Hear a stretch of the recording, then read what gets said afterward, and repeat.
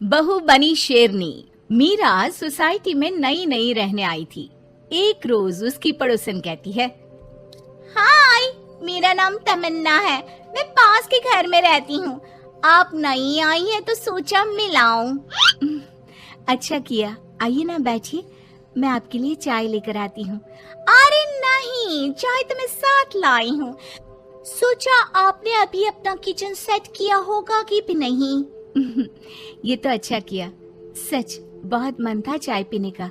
ये मेरे हाथ के नमकीन खाइए। मीरा और तमन्ना में दोस्ती हो जाती है, लेकिन धीरे धीरे पता चलता है कि दोनों हैं एक दूसरे से बिल्कुल अलग। एक दिन दोनों पार्क में घूम रही थी कि एक लड़की मीरा को देखकर कहती है, कैसे रंग की साड़ी पहनी है, एक तो इतनी गर्मी, ऊपर से चटक रंग, कितनी गवार दिख रही है ना ये पीली साड़ी वाली। हाँ, और बाल भी कैसे उड़े उड़े हैं। तमन्ना को गुस्सा आ जाता है। हाँ, तो उसके उड़े हैं ना, तुम लोगों को क्यों जलन हो रही है? और रहा सवाल साड़ी के रंग का, तो जरा फैशन सेंस ऑन करो। इस समर ये रंग ऑन फैशन है, समझी? वो दोनों लड़कियां तमन्ना से लड़ने आ जाती हैं कि अरे छोड़ ना, जी रहने दीजिए। हाँ, सही कह रही हैं, खराब ही तो है मेरे बाल और साड़ी, आप प्लीज जाइए यहाँ से। अरे क्यों इतना स्वीट बनती है तू सबसे? हर किसी को जवाब दिया करना। अरे क्या करना है, वो बुरा बोल रहे हैं तो अपना मुंह भी खराब कर ले क्या? ऐसा नहीं होता है, किसी की बुरी बात सुनने का मतलब है कि वो लोग सही बोल रहे थे। अरे किसी के बोलने से क्या होता है, हम क्यों अपना मुंह खराब करें? खैर, मीरा शांति से रहती, बच्चों को देखती खिलाती। उसका पति काम के सिलसिले से हमेशा बाहर ही रहता था, तो वो कोशिश करती कि उसके बच्चों को किसी भी चीज की कमी ना हो। एक रोज सास कहती है, अरे सारा दिन बच्चों में लगी रहती है। पता है बेटा यहाँ नहीं रहता मेरा, लेकिन मजाल है कि ये मेरा ख्याल रख ले। माफ करिए माँ जी, वो मयंक को स्पीच थेरेपी दिलाने ले गई थी, मैं अभी आपकी चाय बना देती हूँ। अरे चाय नहीं चाहिए, चाय पिला पिला कर मार दे तू। तेरे बाप ने बोला था कि शादी के वक्त 2 लाख देने के लिए, अभी तक 1 लाख दिए हैं, बाकी के पैसा कब देगा? बच्चे हो गए लेकिन दहेज पूरा नहीं दिया। माँ जी, वो पैसे उन्होंने मयंक के पापा को बिजनेस लगाने में जो मदद की थी ना, उसमें दे दिए थे। अरे वाह जी वाह, उसमें तो देना ही पड़ेगा ना, वो तो अलग से पैसे थे। तू रोज खाती है पीती है, उसके पैसे कहाँ से आएंगे? और ये तेरे बच्चे। तभी मीरा को गुस्सा आ जाता है। वो सास को आंख दिखाती है और सास कुछ सोचकर वहाँ से निकल जाती है। तभी वहाँ मीरा की दोस्त आ जाती है। क्या कह रही थी? कौन से पैसे ले लिए तेरे पापा ने?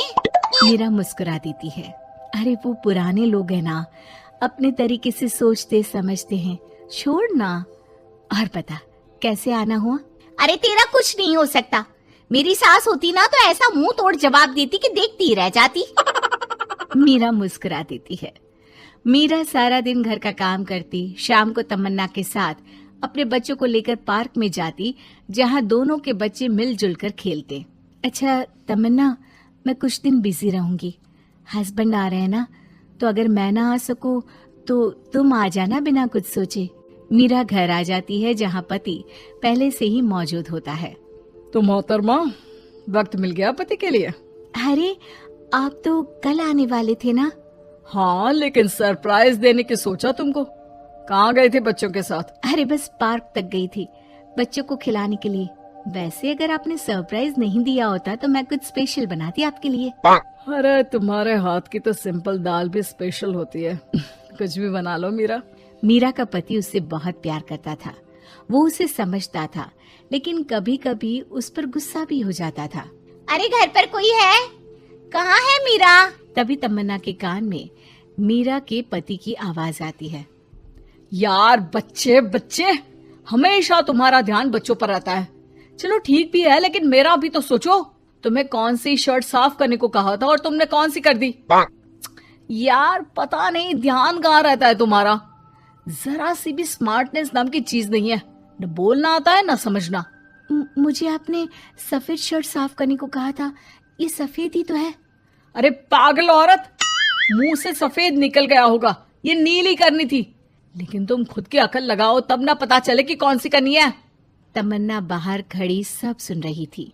उसने वहां से निकल जाने में ही भलाई समझी, लेकिन अगले रोज पार्क में। देखो, मुझे गलत मत समझना, मैं ये नहीं कह रही हूँ कि तुम अपने पति से लड़ो या उसका मुंह तोड़ दो, लेकिन अपनी बात रखना तो सीखो। जमाना ऐसा नहीं है कि कोई किसी को कुछ भी सुना दे और अगला चुप रहे। चुप रहना ठीक है, लेकिन एक लेवल तक।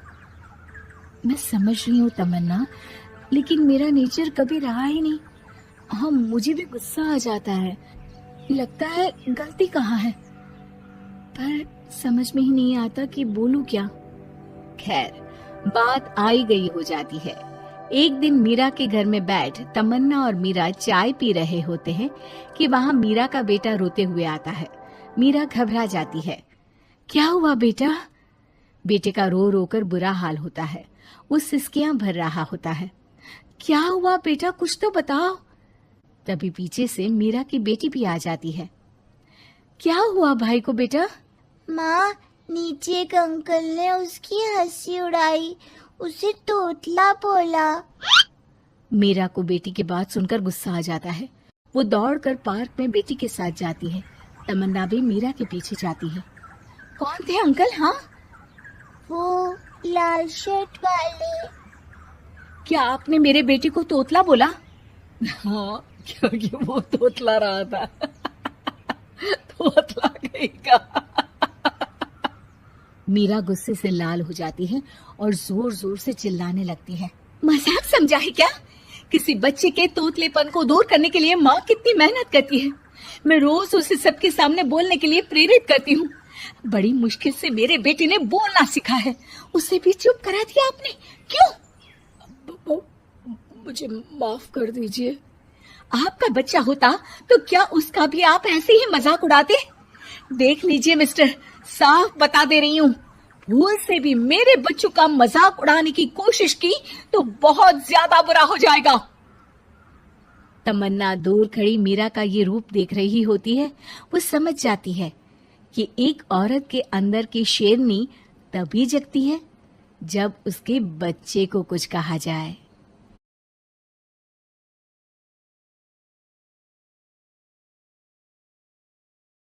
कॉलेज में गर्मियों की छुट्टियां होने पर राधिका और रोहन अपने दोस्त मनोज और शिल्पा के साथ परिवार के पुराने फार्म हाउस पर घूमने जाने का प्लान बनाते हैं। गाइस, तुम दोनों को वो फार्म हाउस बहुत पसंद आएगा।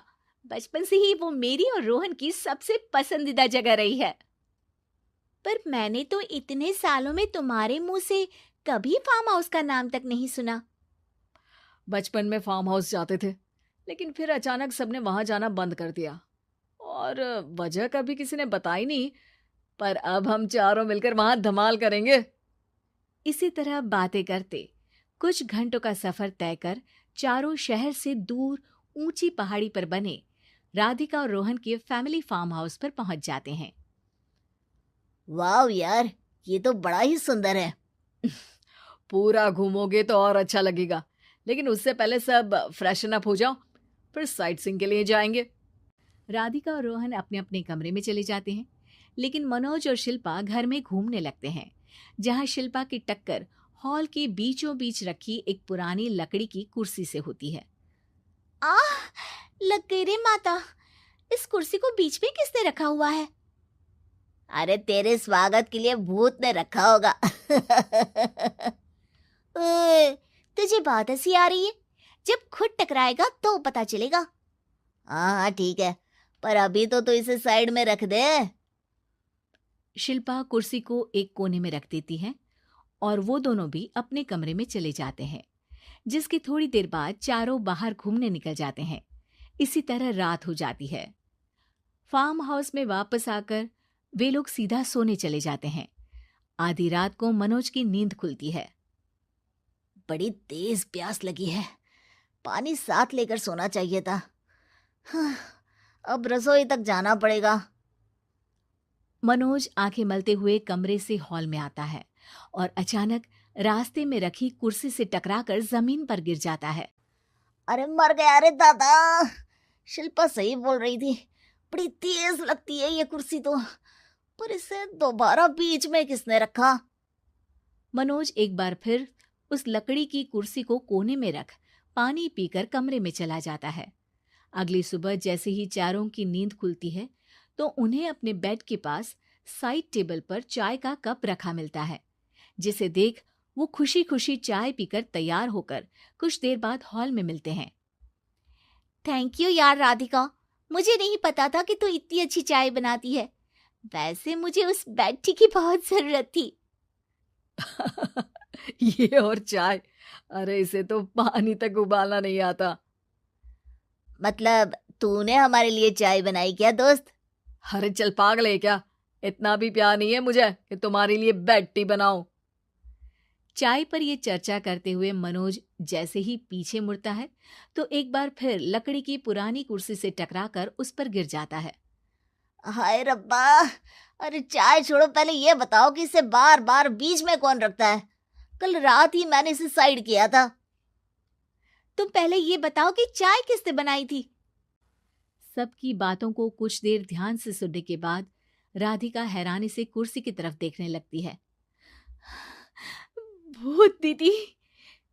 राधिका की बात सुन आपस में झगड़ रहे सारे दोस्त शांत हो जाते हैं। क्या बोला अभी तूने? अरे पर अब वो यहाँ कैसे हो सकती हैं? क्यों नहीं हो सकती? हमने यहाँ आना छोड़ा था, पर उन्होंने तो घर नहीं छोड़ा ना। और याद करो, ऐसे बेड के पास कप रखना और कुर्सी को कमरे के बीच में रखना, ये सब वही तो करती थी। ये तुम दोनों किसकी बात कर रहे हो? अरे जो भी हो, कुछ अच्छा तो बिल्कुल नहीं लगता। अब देखो, डरने की कोई जरूरत नहीं है। वो सालों से इस घर में रहने वाली भूत दीदी है। वो बचपन से ही हमारे यहाँ आने पर एक बड़ी बहन की तरह हम दोनों का ख्याल रखती हैं। ओए, पगला गया है क्या? शिल्पा, मुझे यहाँ नहीं रहना, तू भी मेरे साथ ही चल। ये दोनों तो पागल हो गए हैं। जहां मनोज डर से वापस जाने की बात कर रहा होता है, वहीं शिल्पा अपने फोन में बिजी होती है। क्या तुम्हें यहाँ की सिचुएशन समझ में नहीं आ रही जो फोन में लगी हो? जिसे जो करना है करो, मैं तो जा रहा हूँ। मनोज हड़बड़ाहट में अपने कमरे की तरफ जाता है, जिसके साथ राधिका और मोहन भी उसे रोकने के लिए पीछे पीछे जाते हैं। लेकिन शिल्पा, वो तो अभी भी फोन में लगी रहती है। कुछ देर बाद जब वो तीनों दोबारा हॉल में वापस आते हैं तो शिल्पा को सबके पैक्ड बैग्स के साथ देखकर हैरान रह जाते हैं। ये सब क्या है शिल्पा? यहाँ हम इसे समझा रहे हैं और तुम हमारे बैग्स भी पैक कर कर लेकर आई। अरे आखिर में फोन से बाहर निकलकर कुछ किया तो सही इसने। दोस्तों देखो, कल से हम यहाँ हैं। भूत दीदी ने कुछ किया नहीं ना? फिर डर क्यों रहे हो? 4 दिन और रुकोगे तो पता चलेगा कि क्या होगा। मतलब? इस पर शिल्पा उन तीनों को फार्म हाउस से बाहर लाकर फोन में पुरानी न्यूज का आर्टिकल दिखाती है।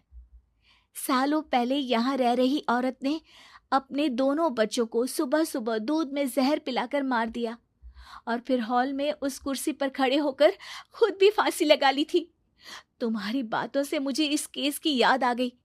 गूगल किया तो पता चला कि ये वही फार्म हाउस है। अभी भी यहाँ रहना चाहते हो, जिससे कुछ दिनों में वो सबको थोड़ा थोड़ा जहर देकर मार दे? अरे पर ये दोनों तो बचपन से यहाँ आ रहे हैं, फिर इन्हें अभी तक कुछ क्यों नहीं हुआ? वो तो पापा बताते हैं कि हम आते थे। हाँ, और मुझे भी एक बार का ही याद है। वाह, और कहानियां तो ऐसे सुना रहे थे जैसे सदियों से यहीं रहते हो। तीनों ये बात कर ही रहे होते हैं कि अचानक फार्म हाउस में से एक आवाज सुनाई देती है। मैं यहाँ किसी को जिंदा नहीं रहने दूंगी, किसी को नहीं। बस ये सुनने की देर ही होती है कि चारों डर से कांपते हुए तुरंत कार में बैठकर वहां से भाग जाते हैं।